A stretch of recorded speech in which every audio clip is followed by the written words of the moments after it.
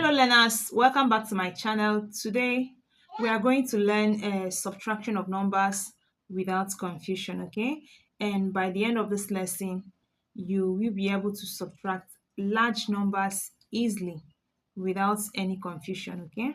So sit down, grab your pen, get your notebook, and let's begin. So what is subtraction? Subtraction simply means taking away. It can also mean finding the difference between two or more numbers, okay? So, for example, I have five pegs with me. And I decide to give out three. I'm giving out three of the pegs. One, two, and three. How many pegs do I have left? All right. This is an important rule whenever you are doing subtraction of numbers. Always arrange the numbers properly.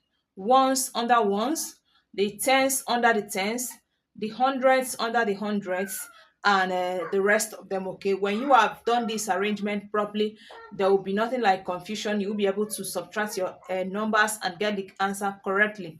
Now, let's start with subtraction without borrowing. If I have number like this, 600, number one example says 654 minus 321. Let's set them properly, like I said, putting hundreds, tens, and units under each one as the case may be. We have 654 minus 321. Cross over your line. You see ones under ones, tens under tens, and hundreds under hundreds. Now let's subtract together. 4 minus 1 is 3. 5 minus 2 is 3. And 6 minus 3 is 3. Therefore, our answer is 333. So this is on subtraction without borrowing, okay? Now let's consider the second example on a subtraction of numbers with borrowing. This is actually one of the cases that most learners tend to be confused, okay? But let's look at it. We have 502 minus 278. Draw your line. Okay, now remember to start from the ones, okay? Subtract from the ones. This is the ones place value. 2 minus 8. Of course, 2 cannot minus 8 because 2 is less than 8. Now, what do we do at this point? We borrow. This is where the borrowing comes in. We borrow from the next place value, which is the tens. And when you look at the tens, we have 0 here. We can actually borrow from 0 because 0 is nothing. Okay, so we go over to the hundreds column and borrow 1 from there. When we borrow 1 from hundreds column, this number 5 here remains 5. Okay, then we take the one we borrowed as 1 to the tens column. Adding it here, we have 10. We have borrowed 1 from 5 and 5 remains 4. Take that one, go back to the tens column where we needed it.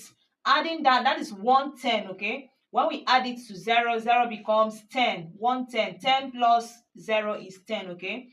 Then, of course, we are moving to the units column because that is where we actually needed the number. Now we borrow again from the tens column. 10, borrow 1, 10 remains 9. Take that one to the units column and add it there. That is 110 we lifted from here. Adding it here, we have 12. Okay, 12 minus 8 now. 12 minus 8, we are left with 4. Here, over to the tens column, we have 9. 9 minus 7, we have 2. And finally, to the hundreds column, 4 minus 2, we have 2. So our answer here, we have 224 as our answer. And finally, the last example I want to give you is just a trick, okay, on subtraction of numbers. When I have something like this, 300 minus 123. Okay. Now, what do we do? This is a trick. You write 300 minus 123. believe you can still see the board. Okay. Now, this is 0. 0 cannot minus 3. Move over to the tens column. We have 0 as well. Now, what do you do in a situation like this when you are subtracting numbers like this, okay? All you need to do is go to the number and subtract 1 from it. When we subtract 1 from 300, we are left with 299. Now, let's do the subtraction. 9 minus 3, we have 6. Believe you can still see this. 9 minus 2, we have 7. And 2 minus 1, we have 1. Now, when you've successfully subtracted this, go back to the answer you got and add back the one you subtracted initially, okay? So, having 176 plus 1. 176 plus 1 gives us 177, and that becomes the answer. Okay, this is just a trick when you are subtracting numbers in this form: 100, 200, 300, 400, 500, 600, as the case may be. Okay, this is where I'll be drawing the curtain on today's lesson. Thank you so much for joining in, and don't forget to please like, share, and leave your comments with me in the comment section, and please use the subscribe button. Thank you so much.